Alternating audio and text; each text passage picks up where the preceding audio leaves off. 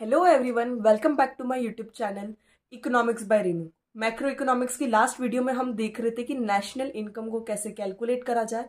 तो उसके बेसिस पे हमने क्या कंसेप्ट देखा था कि नेशनल टेरिटरी, डोमेस्टिक टेरिटरी क्या होती है और हम इनकम को कैसे जनरेट कर सकते हैं। अब उसके आगे का पार्ट हमको देखना है gross and net concept of domestic product. तो हमें क्या चीज, दो चीजें दिख रही है यहाँ पे, एक तो ग्रॉस और एक नेट। उसी के बेसिस पे हमारा डोमेस्टिक प्रोडक्ट डिसाइड होगा, या तो वो ग्रॉस डोमेस्टिक प्रोडक्ट होगा या तो हमारा वो नेट डोमेस्टिक प्रोडक्ट होगा। अब पहले टर्म समझ लीजिए कि ग्रॉस क्या होता है और नेट क्या होता है। आप जब भी दुकान पे बैठे या फिर आपकी पापा से बात होती हो तो वो क्या बोलेंगे, भाई मेरी सेल्स कितने की हुई, ग्रॉस सेल्स आज मेरी बिक्री कितने की हुई है।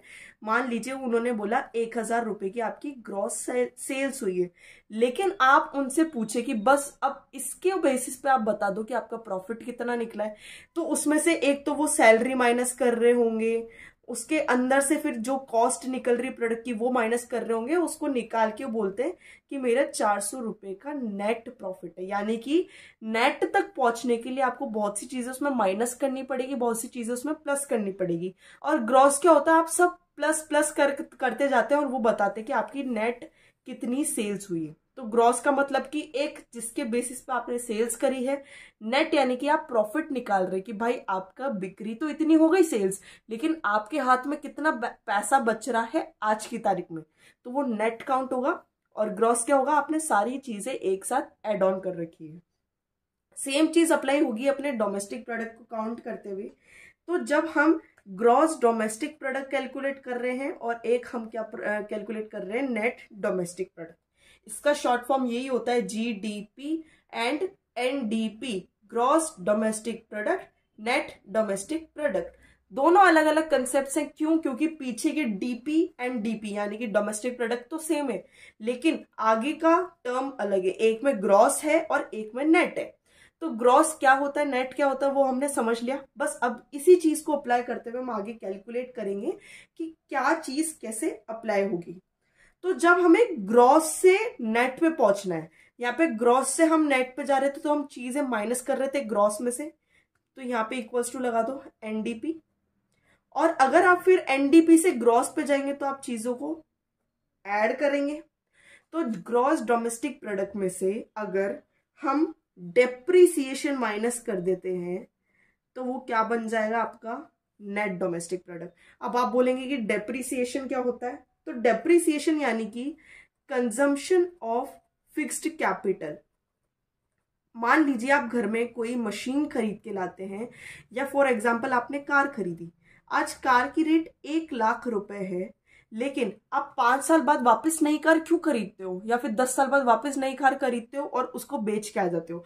उसका रीजन क्या है, हर साल इसमें से कुछ अमाउंट का डेप्रीसिएशन माइनस होता है। यानी कि जिस साल में आपने खरीदी है, कि 2020 में अगर आप कार खरीद के लाए हो, तो क्या 2030 तक उसकी सेम हालत रहेगी? नहीं रहेगी। कई बार आपका एक्सीडेंट हो जाते हैं, कहीं पे डेंट आ जाएगा, कहीं कांच फूट जाएगा, तो उसका तो वैल्यू लो होती जाएगी। जैसे जैसे आप चीजों को यूज करते जाते हो उसकी वैल्यू लो होती जाती है। यानी कि आप मान लीजिए घड़ी खरीद के लाए 2,000 रुपए की, 2,000 की घड़ी को अब आप बोलेंगे मार्केट में बेचने जाए, तो क्या आपको 2,000 रुपए मिलेंगे? नहीं मिलेंगे। उसमें से 2,000 में से कुछ आपको 200 या 300 रुपए ही मिलेंगे। तो उसने जो माइनस कर लिया आपके 1,400 रुपए, वो क्या काउंट होगा, डेप्रिसिएशन।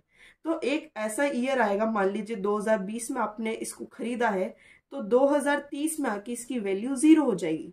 तो जो ये वैल्यू 0 आने तक जितना अमाउंट हम माइनस कर रहे हैं, वो क्या होता है, कंजम्पशन ऑफ फिक्स्ड कैपिटल यानी कि डेप्रिसिएशन। तो जब हम ग्रॉस से नेट पर जाने की कोशिश करेंगे तो हम डेप्रिसिएशन को माइनस करेंगे हमेशा। और अगर हम नेट से ग्रॉस पे जाने की कोशिश करेंगे तो फिर हमको क्या करना पड़ेगा, ऐड करना पड़ेगा। आप एक चीज याद रख लेंगे तो दूसरी चीज आपको ऑटोमेटिकली याद हो जाएगी। ग्रॉस के अंदर आपकी सारी चीजें ऐड ऑलरेडी रहती है, तो आपको प्रॉफिट तक एग्जांपल याद रखो ग्रॉस और नेट का। ग्रॉस के अंदर आपकी जितनी भी सेल्स हुई है, अब आपको प्रॉफिट निकालना है, तो आप सारी चीजें माइनस कर रहे थे। वैसे ही ग्रॉस प्रोडक्ट में से आपको अगर नेट प्रोडक्ट निकालना है तो आप क्या माइनस कर देंगे, डेप्रिसिएशन। और अगर आपको नेट से ग्रॉस पे जाना है तो आप क्या कर देंगे, ऐड कर देंगे डेप्रिसिएशन। ये वाला कंसेप्ट आप याद रखिए, क्योंकि ऐसे ही 3-4 कंसेप्ट और मिलेंगे। फिर इन फॉर्मूला को आपको याद करके फिर न्यूमेरिकल क्वेश्चंस अटेम्प्ट करने पड़ेंगे। ये वाला कंसेप्ट हमारा क्लियर है। इसके आगे हमको देखना है कि domestic product at market price and eight factor price, यानी कि आपके पास डोमेस्टिक प्रोडक्ट तो है, भले से वो GDP हो या वो NDP हो, यानी कि डोमेस्टिक प्रोडक्ट है, ये भी डोमेस्टिक प्रोडक्ट है, भले आप ग्रॉस ले लो भले आप नेट ले लो। एक होता है आपका मार्केट प्राइस, दोनों पे आप मार्केट प्राइस लिख देंगे, और एक GDP होता है आपका फैक्टर कॉस्ट, एक NDP होगा आपका फैक्टर कॉस्ट। ठीक है, दोनों GDP है, दोनों GDP है, दोनों NDP है, दोनों NDP है, लेकिन यहां पे डिफरेंस अब किस चीज का आ रहा है?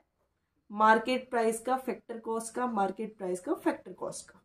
अब हमें ये देखना है कि ये मार्केट प्राइस और फैक्टर कॉस्ट क्या है।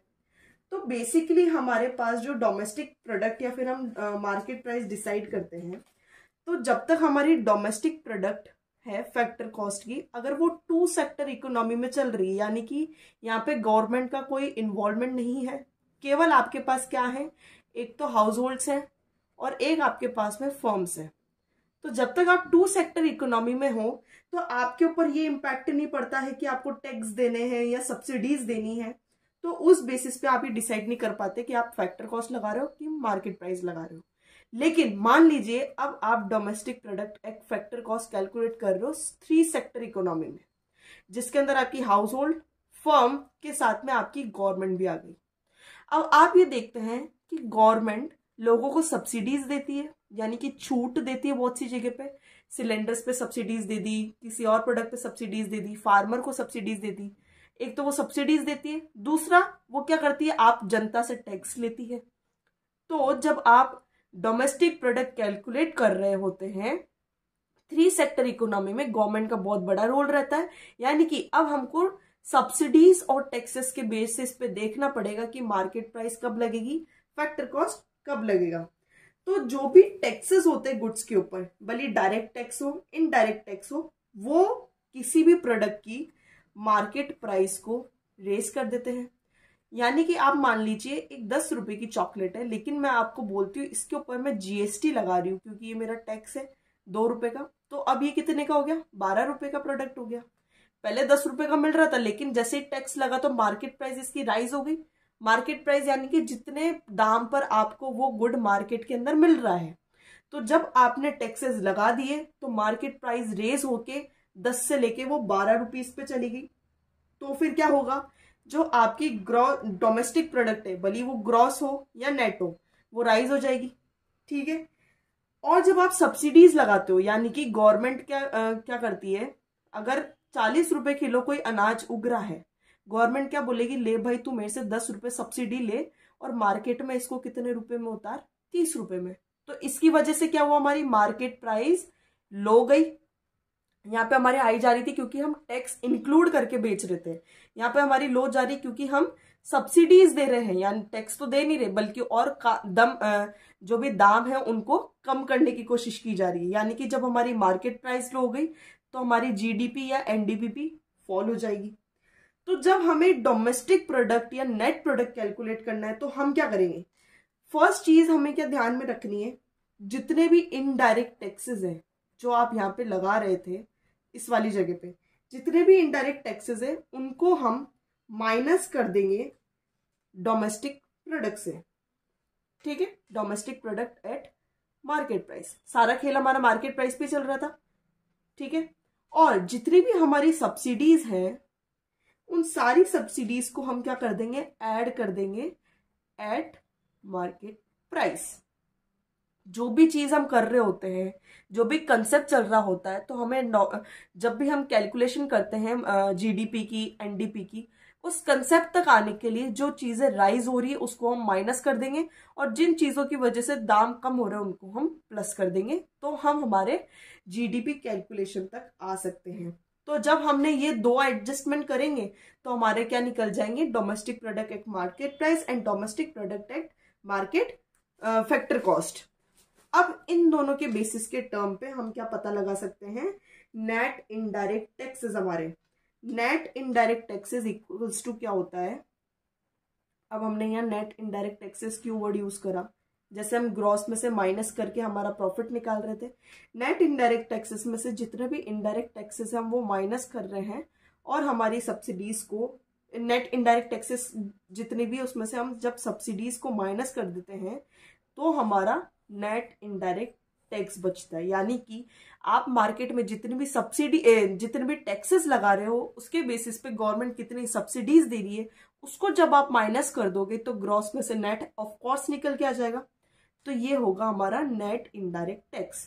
ठीक है, अब हम इसको, इस कंसेप्ट को अब कैलकुलेशन में अप्लाई करेंगे।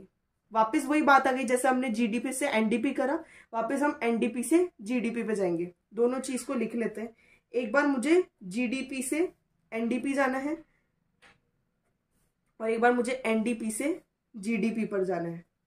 या फिर हम कह सकते हैं किसी भी एक चीज को देख लेते हैं, डोमेस्टिक प्रोडक्ट देख लेते हैं। डोमेस्टिक प्रोडक्ट या तो वो ग्रॉस होगा या तो वो ग्रॉस यानी कि जी होगा, नेट यानी कि एन होगा।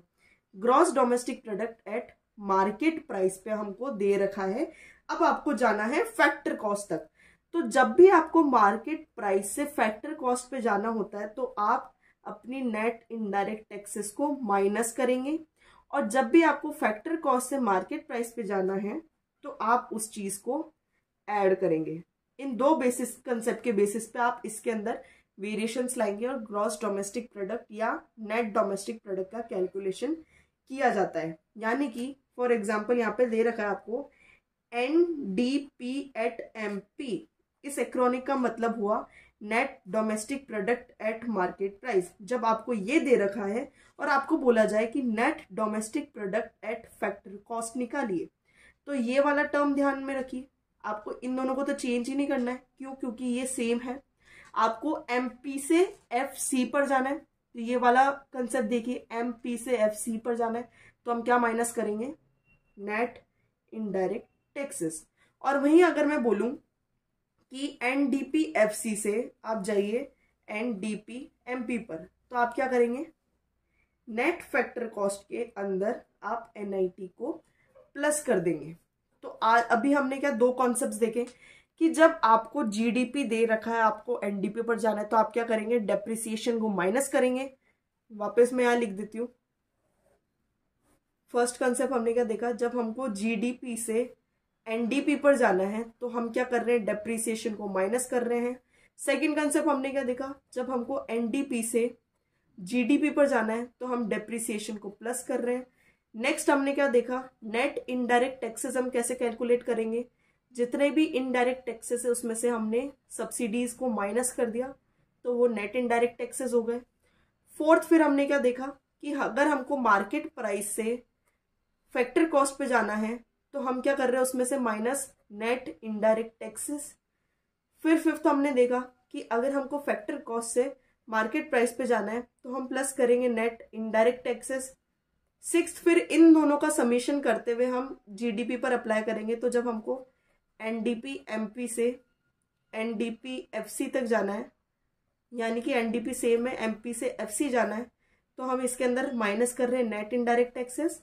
एंड लास्ट जब हमको एनडीपी एफसी से एनडीपी एमपी पर जाना है, यानी कि इसका रिवर्स, तो तब हम क्या करेंगे? ऐड करेंगे। आप चाहें तो इसका पॉज करके स्क्रीनशॉट ले लें ताकि ये सारे फॉर्मूलाज आपको याद हो सके। अभी हमने 7 फॉर्मूलाज देख लिए। इसके बेसिस पर अब हम आगे के फॉर्मूलाज चेक ऑन करेंगे। अभी जो हमने फॉर्मूलेज डिराइव करे उसके बेसिस पे अब नेशनल इनकम के रिलेटेड एग्रीगेट्स और इसके कंसेप्ट्स डिफाइन होते हैं। तो फर्स्ट आपके बुक में दे रखा है जीडीपी एमपी। तो या तो आपसे इसका फॉर्मूला पूछा जाएगा, नहीं तो इसकी डेफिनेशन पूछी जाएगी। जीडीपी एमपी तक आने के लिए हमने क्या देखा था कि जब हम ग्रॉस से नेट पे जा रहे हैं तो हम क्या कर रहे थे? जीडीपी एमपी से हम डेप्रिसिएशन माइनस कर रहे थे। तो ऑब्वियस सी बात है कि अगर हम केवल जीडीपी एमपी देखेंगे तो अगर हम डेप्रिसिएशन माइनस नहीं कर रहे हैं एनडीपी तक जाने के लिए, तो यानी कि उसके अंदर ऑलरेडी जीडीपी एड ऑन है। तो अब इस बेसिस पे हम इसकी डेफिनेशन डिराइव कर सकते हैं कि जीडीपी एमपी के अंदर सारे मार्केट वैल्यू लेंगे हम, final market value of all final goods and services produced during an accounting year, यानी कि हमें कितना डोमेस्टिक टेरिटरी के अंदर देखना है कि क्या क्या गुड्स एंड सर्विसेज हमारे फाइनल यूज वाले प्रोडक्शन प्रोसेस के अंदर आ रहे हैं at the market value inclusive of depreciation, यानी कि इसके अंदर कौन सा की टर्म आ गया, इंक्लूसिव ऑफ डेप्रिसिएशन। तो जब अब हम इसका अपोजिट टर्म देखेंगे एनडीपीएमपी, तो अब हम अगर इसमें से डेप्रिसिएशन एक्सक्लूड कर देते हैं तो वो एनडीपीएमपी बन जाएगा। तो सेम डेफिनेशन रहेगी जो आपने जीडीपीएमपी में लिखी है, सेम आप इसको एनडीपीएमपी में लिख सकते हैं, लेकिन इंक्लूसिव की जगह अब आपको एक्सक्लूसिव ऑफ डेप्रिसिएशन बताना पड़ेगा, क्योंकि जब आप ग्रॉस सेल से नेट प्रॉफिट तक जा रहे थे तो ग्रॉस में से जितनी भी सेल्स हुई उसमें से आप सारी कॉस्ट को माइनस करते जा रहे थे, तब जाके आप प्रॉफिट के ऊपर आ रहे थे। तो यहां से अगर मुझे ग्रॉस डोमेस्टिक प्रोडक्ट से नेट डोमेस्टिक प्रोडक्ट जाना है तो मैं क्या कर रही थी, एक्सक्लूड कर रही थी ये वाला फॉर्मूला। जीडीपीएमपी से जब मैं एनडीपीएमपी तक जा रही थी तो मैंने क्या करा था, माइनस डेप्रिसिएशन। तो ऑब्वियस सी बात है, जब ये फॉर्मूला लिखा है आप उसको वर्ड्स में लिख देंगे तो क्या होगा, NDPMP stands for market value of all the goods and services produced in an accounting year exclusive of depreciation.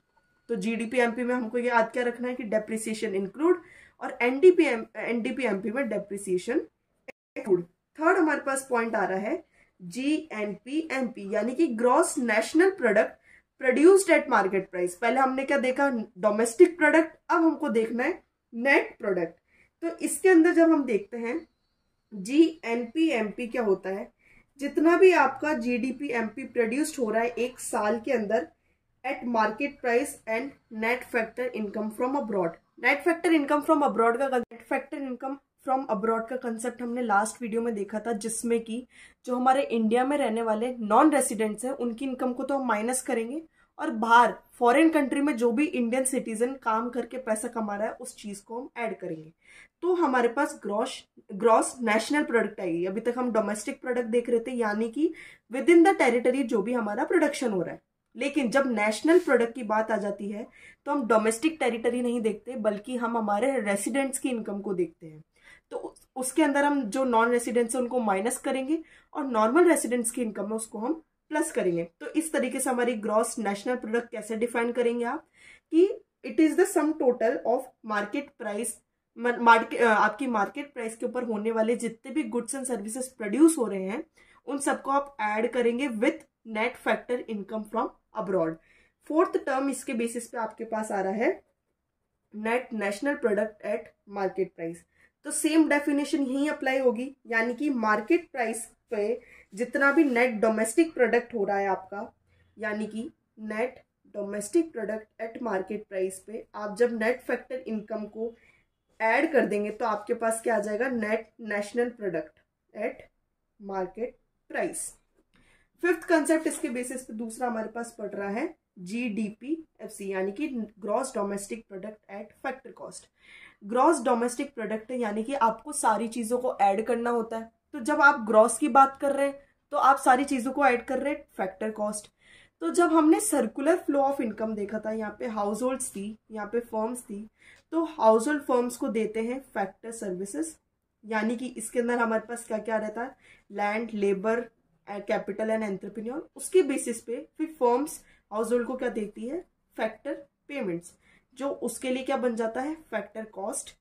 तो फैक्टर कॉस्ट के अंदर हम क्या क्या इंक्लूड करेंगे, रेंट, यानी कि रेंट डायरेक्ट ना लिख के आपके पास जब भी न्यूमेरिकल आते हैं उसके अंदर लिखा होगा कंपनसेशन टू एम्प्लॉयज, उसके बाद में जो आप रेंट दे रहे हैं वो आएगा, फिर आप इंटरेस्ट दे रहे हैं, उसके बाद आप खुद का प्रॉफिट निकालते हैं, यानी कि जो एंटरप्रेन्योर होता है उसकी पेमेंट को प्रॉफिट बोला गया, और उसके बाद में हम डेप्रिसिएशन भी इंक्लूड करते हैं, क्योंकि हमने यहाँ टर्म क्या यूज करा है, ग्रॉस। तो जब यहाँ ग्रॉस टर्म हो रहा था तब इंक्लूसिव ऑफ डेप्रिसिएशन था, और नेट टर्म के अंदर आपकी एक्सक्लूसिव ऑफ डेप्रिसिएशन आती है। तो जीडीपीएफसी के अंदर आप जितने भी फैक्टर सर्विसेज है उनको ऐड करके आप डेप्रिसिएशन को ऐड करेंगे तो जीडीपीएफसी बन के आता है। बाद हमारा जो सिक्स्थ कंसेप्ट निकल के आता है वो है एनडीपीएफसी, यानी कि net domestic product at factor cost. तो जितना भी हमने एनडीपी जीडीपीएफसी के अंदर जितने भी compensation to employees, rent, interest, profit को ऐड ऑन करा है, उसके साथ में हमें अब क्या करना होगा, हमारा डेप्रिसिएशन माइनस करना होगा। यानी कि हमें ये सारी चीजें तो रखनी है, लेकिन जब हमने एनडीपी का कंसेप्ट पढ़ा था उसमें हम डेप्रिसिएशन को एक्सक्लूड कर रहे थे। तो जब हम एनडीपीएफसी पढ़ेंगे तो हम जीडीपीएफसी के सारे कॉम्पोनेंट्स को तो लेंगे, लेकिन हम डेप्रिसिएशन को माइनस कर देंगे। 7th कंसेप्ट हमारे पास है जीएनपीएफसी, यानी कि gross national product at factor cost. तो जब हम डीपी पढ़ रहे थे तो यानी कि डोमेस्टिक इनकम के अंदर आ रहा है, एनपी पढ़ रहे हैं तो यानी कि डोमेस्टिक टेरिटरी हमारे लिए मैटर नहीं करती है। क्या मैटर करता है कि कौन लेके आ रहा है, नॉर्मल रेसिडेंट या नॉन रेसिडेंट। तो अब हम इसके अंदर क्या देखेंगे, जितना भी हमने जीडीपीएफसी कैलकुलेट करा हुआ है ये वाली चीज, उसके अंदर से हम एनएफआईए प्लस कर देंगे। जैसे कि यहाँ पे हमने करा था जीएनपी कहाँ गया, एफसी के अंदर जीडीपीएफसी जीएनपीएफसी हमने एनएफआईए, हाँ जीएनपीएमपी के अंदर हमने एनएफआईए प्लस करा है जीडीपीएमपी के अंदर, तब जाके हमको क्या बन रहा है, नेट प्रोडक्ट। तो जब भी हमको नेट प्रोडक्ट निकालना है तो हमारे पास क्या क्लिक होना चाहिए कि एनएफआईए का खेल है। तो जब हम net product at factor cost निकाल रहे हैं तो हम एनएफआईए ऐड कर देंगे। और उसके बाद लास्ट कंसेप्ट हमारे पास है एनएनपीएफसी, यानी कि अब इसके अंदर जितना भी हमने एनडीपीएफसी कैलकुलेट कर रखा है उसके अंदर से हमको एनएफआईए को ऐड करना है। तो हम एनएनपीएफसी के ऊपर पहुंच जाएंगे, यानी कि डोमेस्टिक प्रोडक्ट से अगर हमको नेशनल प्रोडक्ट जाना है तो ऐड कर दो, अगर इसका रिवर्स जाना है तो माइनस कर दो। तो इस बेसिस पे हमारे पास 8 कंसेप्ट्स बन के आ रहे हैं। और मेन सारा खेल किसका है, फैक्टर कॉस्ट का, मार्केट प्राइस का, एक एनएफआईए का, तो और एक डेप्रिसिएशन का। इसके बेसिस पे आप डिसाइड करेंगे आपको जीडीपी से एनडीपी कैसे जाना है। उसके बाद में आपने देखा फैक्टर कॉस्ट से मार्केट प्राइस पे कैसे जाना होता है, और एक नेशनल प्रोडक्ट से डोमेस्टिक प्रोडक्ट पे कैसे जाना होता है। इसके बाद भी अगर आपको कोई डाउट रहता है तो आप कमेंट सेक्शन में बता सकते हैं। Thank you.